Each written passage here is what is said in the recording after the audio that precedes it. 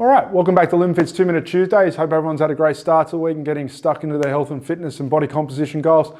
Nice quick question this week comes from Daryl, who asks, how much high intensity interval training is too much? So let's put 2 minutes on the clock and I think we can stick to it this week. All right, so high intensity interval training, one of my favorite bang for your buck training modalities. Time investment and bang for your buck is just, it's superior, shall we say, if your goals are, especially if your goals are weight loss or body composition related. But there is an inherent trade-off. High intensity interval training requires a lot of nervous system activation because we are working at high percentages of max. Not so much in terms of weight lifted, but we'll call it density, shall we say. So that takes its toll on the nervous system. So how do we combat this, or how do we make sure that we're not doing too much? Now, a simple way that was shown to me nearly a decade ago was taking, before you start your high intensity regime, taking your heart rate every morning for 7 days and then taking an average.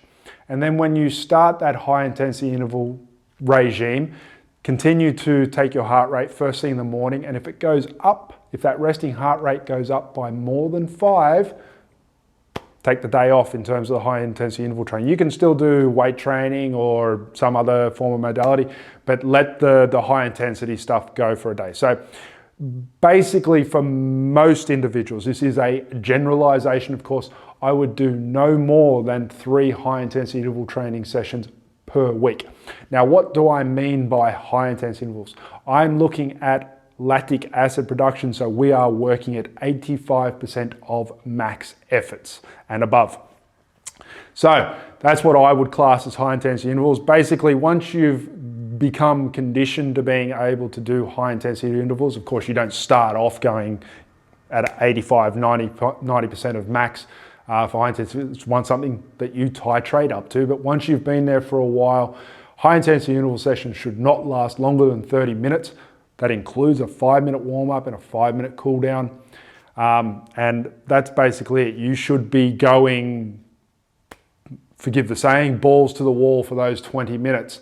Now, 3 times a week for majority of individuals, that's those who are starting off and also for those who are seasoned. Now, if you are of the training of doing 2-a-days, which quite often I do recommend, 2-a-days, that's 1 high intensity interval session and 1 weight training session, usually dictated in terms of high intensity intervals in the morning when cortisol levels are highest, and the weight training session in the late afternoon, early evening, when that modality is better suited to the hormones at that time of day.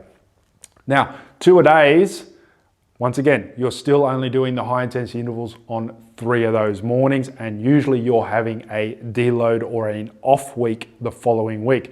So you can get away with going 3 high intensity intervals on week 1, week 3, and then I would have 2 weeks off. So basically you are doing 6 high intensity interval sessions per month mixed in with your weight training sessions, which you can train 3 out of 5 days or 5 days a week, depending on your schedule. If you're not doing weight training and you're only doing high intensity intervals, I would stick to just the 3 per week.